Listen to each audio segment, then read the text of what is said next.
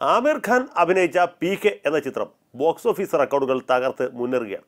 അന്ധവിശ്വാസങ്ങൾക്കും അനാചാരങ്ങൾക്കുമെതിരെ ചിത്രത്തിലുള്ള ചില പരാമർശങ്ങൾ മതവികാരം വ്രണപ്പെടുത്തുന്നവയാണെന്ന് അഖിലേന്ത്യാ മുസ്ലിം പേഴ്സണൽ ലോ ബോർഡ് പരാതി പറഞ്ഞു.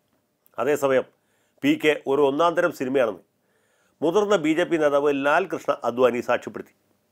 അദ്വാനിയുടെ സർട്ടിഫിക്കറ്റ് വകവയ്ക്കാതെ ബജരംഗദൾ പ്രവർത്തകർ PK പ്രദർശിപ്പിക്കുന്ന തിയേറ്ററുകൾ ഉപരോധിച്ചു. ആമിർ ഖാനെ വഴി നടക്കാൻ അനുവദിക്കില്ല എന്ന് പ്രഖ്യാപിച്ചു. സിനിമയുടെ പ്രദർശനം താൽക്കാലികമായി നിർത്തിവെക്കേണ്ടി വന്നു. ആവിഷ്കാര സ്വാതന്ത്ര്യത്തിനെതിരായ വെല്ലുവിളിയിൽ പ്രതിഷേധിച്ച് ദേശാഭിമാനി എഡിറ്റോറിയൽ എഴുതി. ഇംഗ്ലീഷ് ദേശാഭിമാനി എന്ന് പേരുകേട്ട മൈലാപ്പൂർ പത്രം എഡിറ്റ് പേജിൽ കാർട്ടൂണും പ്രസിദ്ധീകരിച്ചു. കേന്ദ്രമന്ത്രി നജ്മ ഹെപ്തുള്ളയുടെ അടുത്ത ബന്ധുവാണ് ആമിർ ഖാൻ. ഹിന്ദുത്വവാദികളുടെ ഈ പ്രതിഷേധം ശുദ്ധ ഉടായിപ്പാകാനേ തരമുള്ളൂ.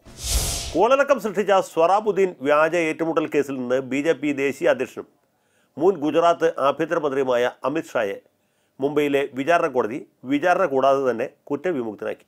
സൂര്യനെല്ലി കേസിൽ നിന്ന് PJ കുര്യനെയും ലാവ്ലിൻ കേസിൽ നിന്ന് പിണറായി വിജയനെയും ഒഴിവാക്കിയ മാതൃക തന്നെയാണ് മുംബൈ കോടതിയും പിന്തുടർന്നത്. അമിത് ഷായ്ക്കെതിരായ ആരോപണം രാഷ്ട്രീയ പ്രേരിതമാണെന്നും കൂടി ജഡ്ജി നിരീക്ഷിച്ചു. കോടതി വിധിയെ അപലപിച്ചുകൊണ്ട് മുസ്ലിം ലീഗിൻ്റെ ചന്ദ്രിക അന്നക്കന്ന് മുഖപ്രസംഗം എഴുതി. ഹിന്ദുത്വവാദത്തോട് കടുത്ത എതിർപ്പുള്ള ഹിന്ദു പത്രം പിറ്റേ ദിവസം അത്യുഗ്രമായ മറ്റൊരു എഡിറ്റോറിയൽ എഴുതി. ചന്ദ്രികയുടെയും ഹിന്ദുവിൻ്റെയും എഡിറ്റോറിയൽ സസൂക്ഷ്മം വായിച്ച് കാര്യങ്ങൾ ഗ്രഹിച്ച ശേഷമാണ് നമ്മുടെ വഴിത്തിരിവ് പത്രം മുഖപ്രസംഗം എഴുതിയത്. അമിത് ഷായെ കുറ്റവിമുക്തനാക്കിയതിന് എല്ലാവരും CBI ആണ് പഴിക്കുന്നത്. ബഹുമാനപ്പെട്ട ജഡ്ജിയെ ഒരാൾ പോലും കുറ്റപ്പെടുത്തി കേട്ടില്ല.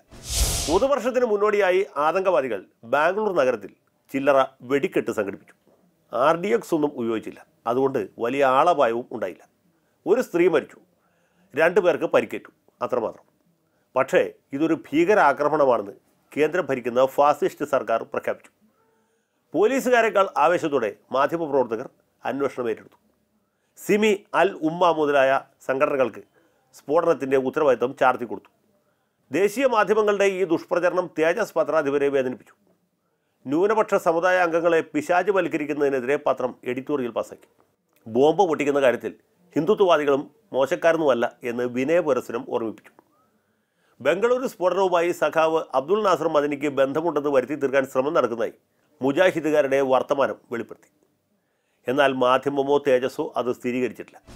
മുംബൈ ഭീകരാക്രമണവുമായി ബന്ധമുണ്ടെന്ന് ആരോപിക്കപ്പെടുന്ന സഖീബുർ റഹ്മാൻ ലഖ്വിക്ക് കോടതി ജാമ്യം അനുവദിച്ചത് വലിയ വിവാദമായി. ഇന്ത്യ ഗവൺമെൻറ് കഠിനമായി പ്രതിഷേധിച്ചു. ഹൈക്കമ്മീഷണറെ വിളിച്ചു വരുത്തി പ്രതിഷേധം അറിയിച്ചു. ലാഹോർ ഹൈക്കോടതി ജാമ്യം സ്ഥിരീകരിച്ചിട്ട് പോലും ലഖ്വി സാഹിബിന് പുറത്തിറങ്ങാൻ കഴിഞ്ഞിട്ടില്ല.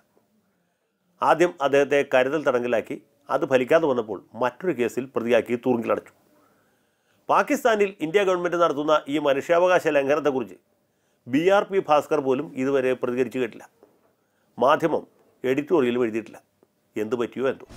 മെൽബൺ ടെസ്റ്റ് സമനിലയിൽ കലാശിച്ച് മണിക്കൂറുകൾക്കകം മഹേന്ദ്ര സിംഗ് ധോണി ടെസ്റ്റ് ക്രിക്കറ്റിൽ നിന്ന് താൻ വിരമിക്കുകയാണ് എന്ന് പ്രഖ്യാപിച്ചു. പ്രണയ നൈരാശ്യമാണോ ജാർഖണ്ഡിലെ ഭരണമാറ്റമാണോ ഈ കടുങ്കൈക്ക് പ്രേരിപ്പിച്ചത് എന്ന് വ്യക്തമല്ല. ധോണിയുടെ പിന്മാറ്റം മലയാള മനോരമയെ കണ്ണീരിലാഴ്ത്തി. ഏങ്ങലടിച്ചുകൊണ്ട് അച്ചായൻ നല്ലൊരു എഡിറ്റോറിയലും അടിച്ചുവിട്ടു. ധോണിക്ക് തുല്യം ധോണി മാത്രം, മനോരമയ്ക്ക് തുല്യം മനോരമ മാത്രം. വാരാന്ത്യം പോലെയുള്ള മാധ്യമ വിമർശന പരിപാടികളുടെ ഒരു പൂർവ്വ മാതൃക എന്ന് പറയാവുന്ന പങ്ക്തി തുടങ്ങി വെച്ചത് പിൽക്കാലത്ത് പുസ്തക പ്രസാധന രംഗത്ത് കൊടികുത്തിവാണ DC കിഴക്കമുറിയാണ്. കറുപ്പും വെളുപ്പും. ആദ്യം പൗരപ്രഭയിലും പിന്നീട് കേരളഭൂഷണത്തിലും അതിനുശേഷം മനോരാജ്യം വാരികയിലും പ്രസിദ്ധീകരിച്ച കുറിപ്പുകളിൽ ഏതാനും എണ്ണം DC ബുക്സ് പുസ്തക രൂപത്തിൽ പ്രസിദ്ധീകരിച്ചിട്ടുണ്ട്. DCയുടെ പരിഹാസത്തിന് ഏറ്റവും അധികം ശരവ്യമായിട്ടുള്ളത് മലയാള മനോരമ തന്നെയാണ്. BG വർഗീസ് ഓർമ്മയായി. ആദ്യം ഹിന്ദുസ്ഥാൻ ടൈംസിൻ്റെയും പിന്നീട് ഇന്ത്യൻ എക്സ്പ്രസിൻ്റെയും പത്രാധിപരായിരുന്ന വർഗീസ് അടിയന്തരാവസ്ഥയ്ക്ക് മുമ്പ് ഇന്ദിരാഗാന്ധിയുടെ മാധ്യമ ഉപദേഷ്ടാവായും പ്രവർത്തിച്ചിട്ടുണ്ട്. പത്രങ്ങൾക്ക് സെൻസർഷിപ്പ് ഏർപ്പെടുത്തിയപ്പോൾ കഠിനമായി പ്രതിഷേധിക്കുകയും 1977 തെരഞ്ഞെടുപ്പിൽ കോൺഗ്രസിനെതിരെ മത്സരിക്കുകയും ചെയ്തു എന്നാണ് ചരിത്രം. പത്രപ്രവർത്തക കുലപതിക്ക് വാരാന്ത്യത്തിൻ്റെ ആദരാഞ്ജലി. വാരാന്ത്യത്തിൻ്റെ ക്ലൗഡ് ഓഫ് ദ ഇയർ പ്രഖ്യാപനമാണ് ഇനി ബാക്കിയുള്ളത്. സത്യം പറയട്ടെ, നമ്മുടെ പ്രാക്കുളം ചെഗുവേരയെ മനസ്സിൽ കണ്ടാണ് ഓൺലൈൻ വോട്ടെടുപ്പ് പ്രഖ്യാപിച്ചത്. പക്ഷേ നിർഭാഗ്യം അദ്ദേഹത്തെ വിടാതെ പിന്തുടരുകയാണ്. കൊല്ലത്തെ വോട്ടർമാരെ പോലെ ഇന്ത്യ വിഷൻ്റെ പ്രേക്ഷകരും ബേബി സഖാവിനെ കൈയൊഴിഞ്ഞു. വെറും 13% വോട്ടേ ചെഗുവേരയ്ക്ക് കിട്ടിയു. സി ദിവാകരൻ്റെ കാര്യം അതിലും കഷ്ടമായി. വെറും 5% പ്രേക്ഷകരെ CD-യുടെ മഹത്വം അംഗീകരിച്ചു. ന്യൂനപക്ഷ കമ്മീഷൻ ചെയർമാൻ വീരാൻകുട്ടിക്ക് പ്രേക്ഷകരിലും ന്യൂനപക്ഷത്തിൻ്റെ പിന്തുണയേ ഉള്ളൂ. 16% പേർ മാത്രമാണ് അദ്ദേഹത്തെ അനുകൂലിച്ചത്. KPCC പ്രസിഡന്റിനെ സ്ഥാനത്തും അസ്ഥാനത്തും എതിർക്കുന്ന, കോപ്പി അടിക്കാനുള്ള സ്വാതന്ത്ര്യം മൗലികാവകാശമാക്കി കിട്ടാൻ ഗവർണറോട് യുദ്ധം പ്രഖ്യാപിച്ച മഹാത്മാ ഹസൻ 2ാം സ്ഥാനത്തെത്തി. 21% പ്രേക്ഷകർ അദ്ദേഹത്തെ പിന്തുണച്ചു. പെരുന്നയിലെ ഗർജിക്കുന്ന സിംഹം എന്നറിയപ്പെടുന്ന നായർ സമുദായ ഉടമസ്ഥൻ G. സുകുമാരൻ നായർ മറ്റ് എല്ലാ എതിരാളികളെയും ബഹുദൂരം പിന്നിലാക്കി. വോട്ടെടുപ്പിൽ പങ്കെടുത്ത 44% പേർ അദ്ദേഹത്തെ വിജയകിരീടം അണിയിച്ചു. നായന്മാർ മാത്രമല്ല, അന്യ സമുദായക്കാരും പൂർണ്ണ മനസ്സോടെ മണിമാമന്റെ മഹത്വം അംഗീകരിച്ചു. ശ്രീ രമേശ് ചെന്നിത്തലയെ സ്ഥാനാർത്ഥിയായി മത്സരിക്കാൻ അനുവദിച്ചത് കൊണ്ടാണ്